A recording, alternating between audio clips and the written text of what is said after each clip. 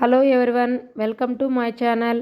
ఈరోజైతే నేను గీ బఠానీ రైస్ చేశానండి పిల్లలకి. దీనికి ముందుగా ఒక గ్లాస్ రైస్ అయితే తీసుకున్నాను. నార్మల్ రైసేనండి, నేను బాస్మతి రైస్ అయితే తీసుకోలేదు. నార్మల్ రైస్ లంచ్ బాక్స్లోకి తీసుకున్నాను.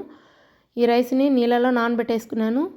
అంతలోపు ఒక కప్పు అయితే బఠానీ, ఒక ఆనియన్, ఆలు, క్యారెట్, కొత్తిమీర, పుదీనా, మిర్చి, టమోటో అన్నీ కూడా సన్నగా కట్ చేసి ఒక ప్లేట్లో పెట్టేసుకున్నాను.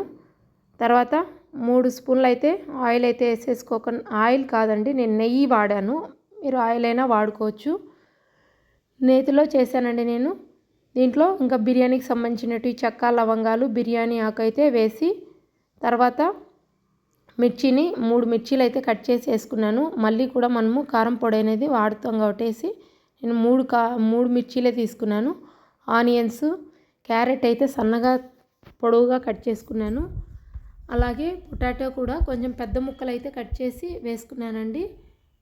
ఇలా పొటాటో పెద్ద పెద్ద ముక్కలే కట్ చేశాను, ఎందుకంటే సన్న ముక్కలు అయితే అన్నంలో నలిగిపోతాయి అనేసి ఇలా పెద్ద ముక్కలే నెయ్యిలో వీటన్నింటిని బాగా వేపుకున్నానండి. తర్వాత కొత్తిమీర, పుదీనా, టమోటా సన్నగా తురుముకొని వీటిని కూడా వేసి బాగా కలిపేశాను. ఉప్పు, అల్లం వెల్లుల్లి పేస్ట్ అన్నీ కూడా ముక్కలకు పట్టే విధంగా వేసి కలిపానండి. కలిపిన తర్వాత పచ్చి బఠానీనే అండి ఇవి. పచ్చిగా మనకు ఈ సీజన్లో దొరుకుతాయి చూడండి, ఆ బఠానీ వేసి అన్నీ కలిపేసుకున్నాను. కలిపిన తర్వాత ఇంకా ధనియాల పొడి అనేది వేసుకున్నానండి. ధనియాల పొడి, అదేవిధంగా కారం పొడి, పసుపు వేసుకొని కలిపేసిన తర్వాత వాటర్ అనేది వేసేసుకున్నానండి. ఒక గ్లాస్ రైస్ కదా మనం తీసుకునింది, ఆ రైస్కి మనము 2 గ్లాసులు అయితే వాటర్ తీసేసుకొని పోసి దాంట్లో బాగా కలిపానండి. కలిపి హై ఫ్లేమ్లో అయితే పెట్టాను.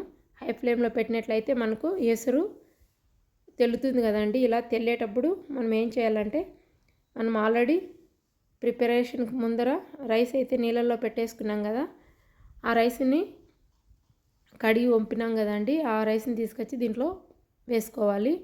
వేసుకున్న తర్వాత బాగా రైస్ అనేది ఉడుకుతుందండి. ఇలా ఉడికినప్పుడు మనం అంతా కలిపేసేయాలి. ఉప్పు, కారం అన్నీ పట్టేటట్లు రైస్ని మొత్తం కలిపేయాలండి. ఇలాగా కలిపిన తర్వాత అలాగే మూత పెట్టి ఉంచినట్లయితే మనకు గీ బఠానీ రైస్ అయితే రెడీ అయిపోతుందండి. ఈ బఠానీ రైస్ని మనము పిల్లలకి లంచ్ బాక్స్కి అయితే వేడివేడిగా తినడానికైనా ఉపయోగించుకోవచ్చు.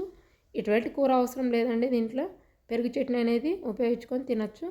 Thank you for watching.